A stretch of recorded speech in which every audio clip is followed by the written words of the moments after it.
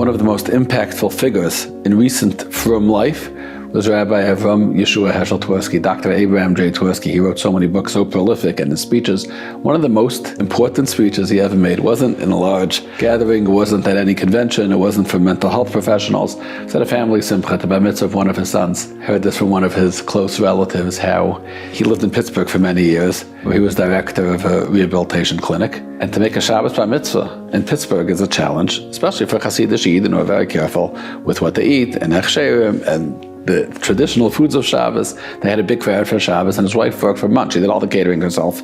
Of course, things had to be cooked a certain way, prepared a certain way, and they were ready. The grace of Shabbos, the bar mitzvah, and all the guests came for Shabbos and arranging accommodations for everybody. And then the davening, and then they sat down to the Suda Friday night. Kiddush, Hamaitzi, and spirits are very high. Families together, spread out all across the country. And they finally came together. Right before it's time to serve the fish, his Rebbitzin calls him outside. She had prepared fish for Shabbos herself, and she had left it on the table in the house and asked him to bring it to the shul where they were eating. And he forgot to do it. He didn't do it. The fish was still at home, and there was no Eruv in Pittsburgh. So there's really no solution. We have no fish. What are we going to do? So if you're hearing this and your mind starts racing, it's your fault. You should have told me. I didn't tell you. You should have reminded me. Just the stuff that here's what Rabbi Twersky did. He gets up to speak, looks at the bar mitzvah boy, and he says, let's say 20, 25 years in Mitzvah Hashem, we'll be sitting in another bar mitzvah of this Yingala, this bar mitzvah boy, his son in Mitzvah Hashem, another generation. He says, then, invariably, somebody's going to say, I remember the father's bar mitzvah. Do you remember how they forgot the fish? And everyone's going to laugh, and I'll say, oh, that was so funny, they didn't have the fish. That's so your type, who forgets fish at a bar mitzvah, and they'll be teasing, and there'll be some nostalgic, good-natured laughter, and everyone's just going to remember it fondly. So Rabbi Twersky stops and says, if we're going to laugh then, let's just laugh about it now. And they moved on with the Suda, and that's how he acknowledged his mistake, and everybody in good spirits continued the Suda.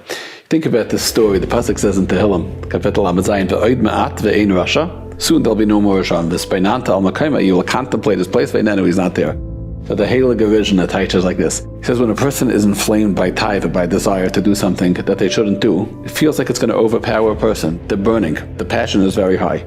After they do the Aveira, and anybody who's ever done an Aveira in their life, myself included, knows that it's not very fulfilling. It doesn't really bring a lot of joy. It looked a lot better than it was. You expected it to be a lot better than it turned out being. So he says, if a person, right before they do the Aveira, could just train themselves to think and say, stop, in 3 minutes, am I still going to be so happy that I did this? I'm throwing away a lot. I'm giving up a lot. Am I going to be gratified with that decision I made or not? In a little bit, ve'ein rasha. This part of you, the wickedness that's motivating you now, it's not going to be here anymore. The spenanta al makayma, you're going to look back at the place, at the taiva that you feel now. Ve'inenu, it's not going to be there. You'll say, how did I ever end up here? What drove me to do that? What seemed so enticing that I was ready to do that for this? I don't feel good. So think about that now. It's the chiddush of the Rizhna, but it's what Rabbi Twersky said. One day we're going to laugh about it. So laugh about it now.